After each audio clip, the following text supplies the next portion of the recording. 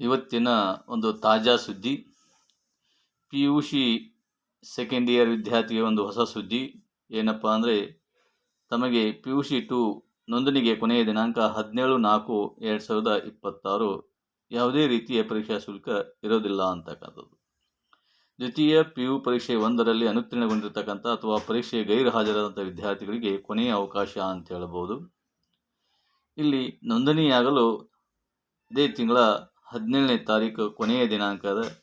Regular ವಿದ್ಯಾರ್ಥಿಗಳಾಗಿ ನೋಂದಾಯಿಸಿಕೊಂಡವರಾಗಿರ್ಬೋದು, ಉಚಿತವಾಗಿ ತಾವು ಒಂದು ನೋಂದಣಿಯನ್ನು ಮಾಡಿಕೊಳ್ಳಲು 17/4/2026 ಅಂತಿಮ ದಿನವಾಗಿರುತ್ತೆ.